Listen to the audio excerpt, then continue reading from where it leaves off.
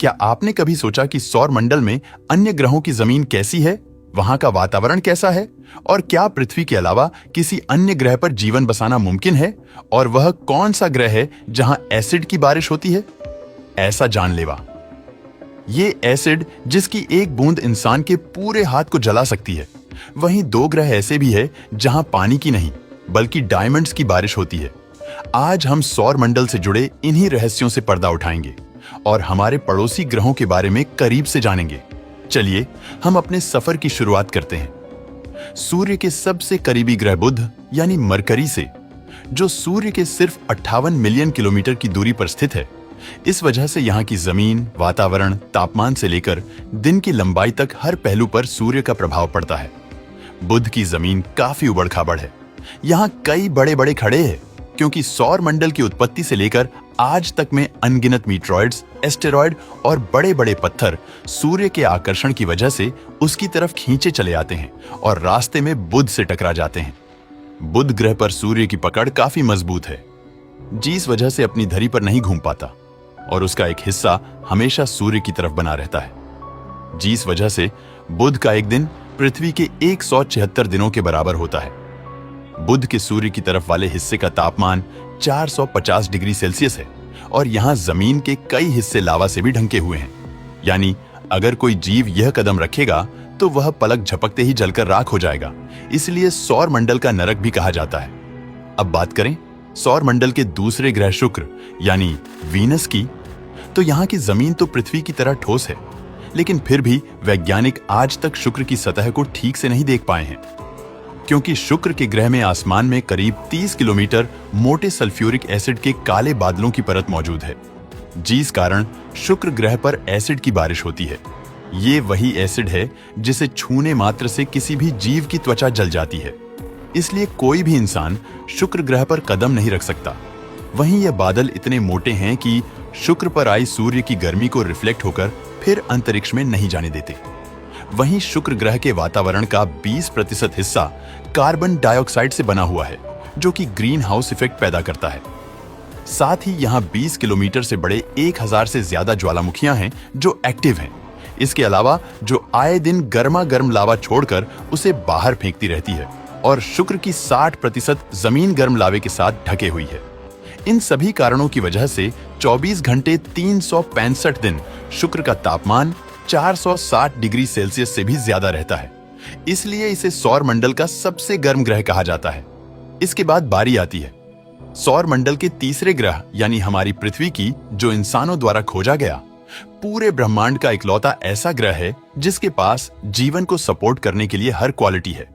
पृथ्वी का 71% हिस्सा पानी से ढका हुआ है, जबकि बाकी बचे 29% हिस्से में घने जंगल, पहाड़, खेत, रेगिस्तान और बर्फीले चट्टानें मौजूद हैं। यहाँ पानी तरल अवस्था में मौजूद है, वातावरण में पर्याप्त ऑक्सीजन है, सूर्य की रेडिएशन को रोकने के लिए ओजोन लेयर है और पृथ्वी की हम जितनी तारीफ करें उतनी कम है। अब हम सौर मंडल का चौथा ग्रह मंगल यानी मार्स, जो एक समय पर पृथ्वी जैसा ही हरा भरा ग्रह था। यहाँ पानी के महासागर बहते थे, शायद जीवन भी पनपता होगा, लेकिन फिर हुई एक बहुत बड़े ग्रह की टक्कर, जिसकी वजह से मंगल ग्रह का बैलेंस बिगड़ गया था, जिससे सतह पर मौजूद ज्वालामुखियों से लावा उछल उछलकर बाहर फेंकने लगी, जिससे मंगल ग्रह के महासागरों में मौजूद पानी भाप बनकर ऊपर उठने लगा और सदा सूखने लगा और वातावरण से ऑक्सीजन खत्म हो गया और मंगल ग्रह पर जीवन का अंत हो गया। आज मंगल की जमीन पर काफी ज्यादा मात्रा में आयरन और खनिज पाए जाते हैं और इसी आयरन की वजह से यहाँ की सतह लाल है, जिस वजह से इसे रेड प्लेनेट कहा जाता है। मंगल ग्रह पर कई छोटे बड़े कंकड़ और चट्टानें हैं। यहाँ का वातावरण काफी पतला है और मैग्नेटिक फील्ड ना के बराबर है, लेकिन फिर भी वैज्ञानिक मंगल ग्रह को ही जीवन बसाने के लिए सौर मंडल का सबसे श्रेष्ठ ग्रह पृथ्वी के बाद मानते हैं, क्योंकि दूसरे ग्रहों की हालत तो इससे भी ज्यादा बुरी है। और अगला ग्रह आता है बृहस्पति यानी जुपिटर। यह सोलर सिस्टम का सबसे बड़ा ग्रह है, जो पूरी तरह से गैस और तरल पदार्थों से बना है और इसका आकार इतना बड़ा है कि इसके अंदर 1300 पृथ्वी समा सकती है। बृहस्पति का वातावरण 90% हाइड्रोजन और 10% हीलियम से बना हुआ है। यह बृहस्पति ग्रह के अंदर हजारों किलोमीटर की गहराई तक फैला हुआ है और नजदीक से देखने पर यह तूफानी बादल के रूप में दिखाई देता है। वहीं जैसे जैसे आप जुपिटर की गहराई में जाएंगे तो आपको हाइड्रोजन के बड़े महासागर देखने को मिलेंगे, जो प्रेशर की वजह से लिक्विड फॉर्म में तब्दील हो गए हैं। इस ग्रह को सोलर सिस्टम का वैक्यूम क्लीनर भी कहा जाता है, क्योंकि यह सौर मंडल के दाखिल होने वाले बाहरी उल्कापिंडों और धूमकेतु जैसे पदार्थ को अपनी तरफ खींच लेता है और अपने अंदर समा लेता है। बृहस्पति के बाद सोलर सिस्टम का छठा ग्रह है शनि यानी सैटर्न। ये भी जुपिटर की तरह गैस जायंट है। हालांकि शनि के चारों ओर एक खूबसूरत रंग दिखाई देते हैं, जो जमी हुई बर्फ और चट्टानों के छोटे छोटे टुकड़ों जैसे ठोस पदार्थों से बनी है। जब ये बर्फ सूरज की किरणों को रिफ्लेक्ट करती है तो ये चमकती हुई दिखाई पड़ती है। शनि का वायुमंडल 96% हाइड्रोजन, 3% हीलियम और लगभग 1% अमोनिया जैसी गैसों से बना है।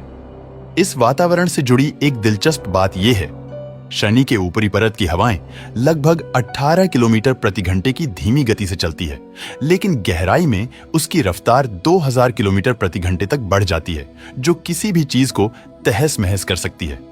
इस कारण शनि पर स्पेसक्राफ्ट भेजना मुश्किल ही नहीं, नामुमकिन है।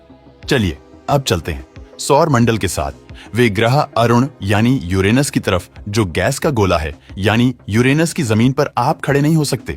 हालांकि इस प्लेनेट पर बर्फ की मात्रा अधिक है और यहाँ का तापमान -224 डिग्री सेल्सियस है, इसलिए इसे बर्फीले गैसीय ग्रह के रूप में जाना जाता है।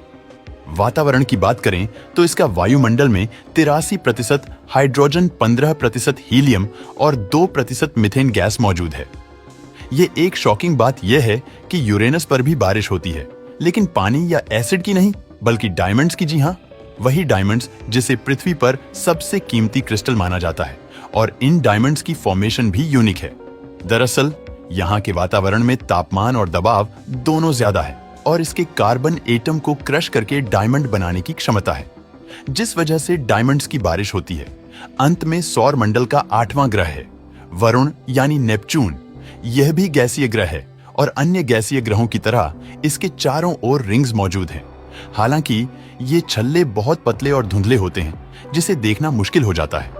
नेपच्यून के वायुमंडल में 74% हाइड्रोजन, 25% हीलियम और लगभग 1% मीथेन गैस है। इसके मंडल में बर्फीले बादल भी होते हैं और इसकी कोई ठोस सतह नहीं है, नीले रंग का दिखाई देता है और यहाँ हवाएं लगभग 2000 किलोमीटर प्रति घंटे की रफ्तार से चलती है और यहाँ भी डायमंड की बारिश होती है। चौंकाने वाली बात यह है कि नेपच्यून को सूर्य का एक चक्कर पूरा करने में पूरे लगभग 165 साल लगते हैं, जो सौर मंडल के किसी भी अन्य ग्रह से कई गुना अधिक है। दोस्तों, उम्मीद है कि इन सभी ग्रहों की जमीनी हालत के बारे में जानकर आपको मजा आया होगा। आपको कौन सा ग्रह पसंद आया, हमें कमेंट करके जरूर बताना।